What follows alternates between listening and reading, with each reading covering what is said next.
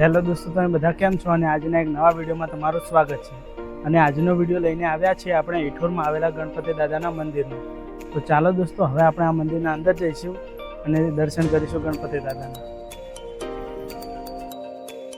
નમસ્કાર મિત્રો, સામાન્ય રીતે આપણે ગણપતિ દાદાની મૂર્તિઓમાં તેમની સૂંઠ ડાબી કે જમણી બાજુ વળેલી જોઈએ છીએ, પણ શું તમે ક્યારેય એવા ગણેશજીના દર્શન કર્યા છે જેમના બંને હાથમાં મોદક હોય અને તેમની સૂંઠ સીધી હોય? હા, બિલકુલ સીધી પોતાની નાભી તરફ જતી હોય. એટલું જ નહીં, આ મૂર્તિ જમીનમાંથી સ્વયં પ્રગટ થઈ છે.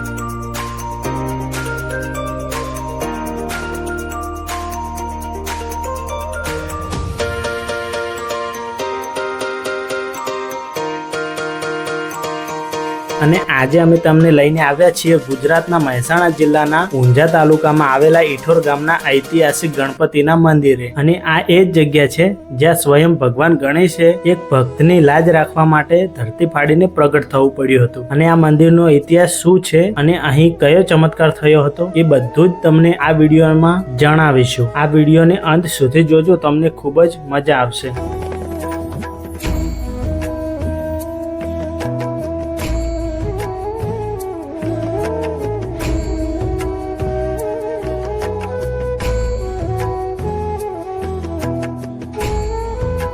અને દોસ્તો, એવું કહેવાય છે કે ઈઠોરના ગણપતિ દાદાનો ઇતિહાસ સદીઓ જૂનો માનવામાં આવે છે. અને આ ઈઠોર ગામમાં હેમાજી નળિયાવાળા નામના એક પરમ ગણેશ ભક્ત રહેતા હતા. અને એ દરરોજ ભગવાન ગણેશની આરાધના કરતા. અને તેમની ભક્તિ એટલી નિષ્ફળ હતી અને પવિત્ર હતી કે ગણેશજી તેમની પર સદાય પ્રસન્ન રહેતા. અને એકવાર ગામના રાજ દરબારના અધિકારીઓએ ખેમાજીને હેરાન કરવા માટે એક ષડયંત્ર રચ્યું અને તેમની પાસે એક એવું વચન માંગવામાં આવ્યો જે પૂરો કરવો અશક્ય હતો. અને ખેમાજીને ધમકી આપવામાં આવી કે જો તેઓ પોતાની ભક્તિ સાબિત નહીં કરે તો તેમને સજા થશે. અને ખેમાજી ભારે મુશ્કેલીમાં મુકાયા. અને આખી રાત તેમને રડતા રડતા ગણપતિ દાદાને પ્રાર્થના કરી કે હે વિઘ્નહર્તા, જો મારી ભક્તિ સાચી હોય તો મારી લાજ રાખજો. અને પછી જે થયું તેણે પૂરો આખો ઇતિહાસ બદલી નાખ્યો. અને બીજા દિવસે સવારે બરાબર એ જ જગ્યાએ જ્યાં ખેમાજી ભક્તિ કરતા હતા ત્યાં એક જોરદાર ગર્જના થઈ અને ધરતીના પડ ચીરાયા અને જમીનમાંથી સ્વયં ગણપતિ દાદાની ભવ્ય મૂર્તિ પ્રગટ થઈ. અને આ ચમત્કાર જોઈને હેમાજીની નજરે જોનારા તમામ લોકો સ્તબ્ધ થઈ ગયા અને વિરોધીઓના ચહેરા કાળા પડી ગયા.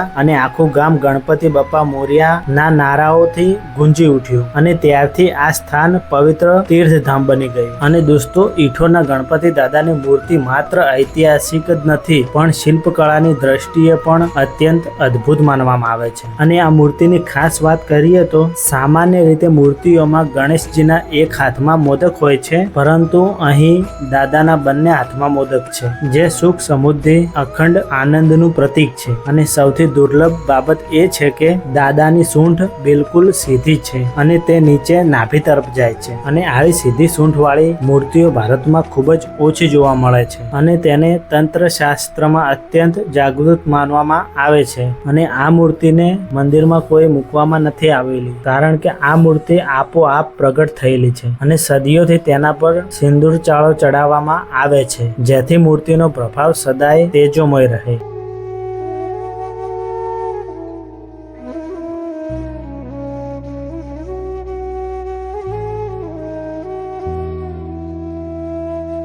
અને દોસ્તો, અહીંયા જમવા માટેની ભોજનાલય પણ બનાવવામાં આવેલી છે અને સાથે સાથે અહીંયા રહેવા માટેની પણ ખૂબ જ સરસ રૂમોની પણ વ્યવસ્થા કરવામાં આવેલી છે. અને જો દોસ્તો અહીંયા તમે રોકાવા માંગતા હો તો રોકાઈ પણ શકો છો.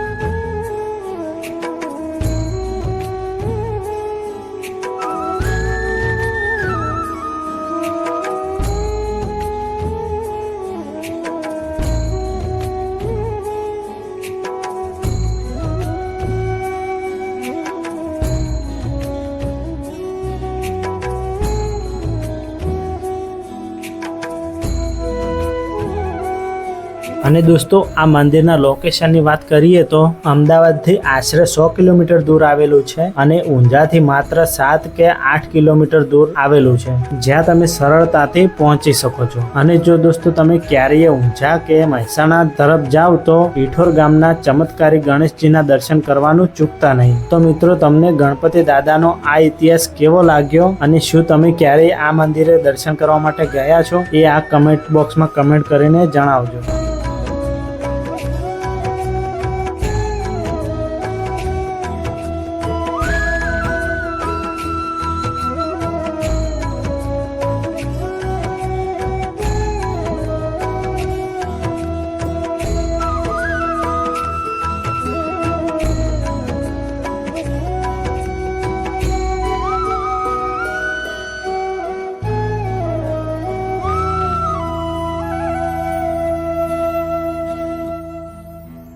તો આજનો વિડીયો અમારો તમને કેવો લાગે કમેન્ટ બોક્સમાં કમેન્ટ કરી દેજો ને આવા વિડીયો જોવા માટે અમારી યુટ્યુબ ચેનલને સબસ્ક્રાઇબ કરી દેજો, કારણ કે આવા વિડીયો તમારી પાસે પહોંચતા રહે. તો ચાલો દોસ્તો, આજના વિડીયોમાં આટલું જ હતું. ફરીથી મળીએ કોઈ નવો વિડીયો લઈને.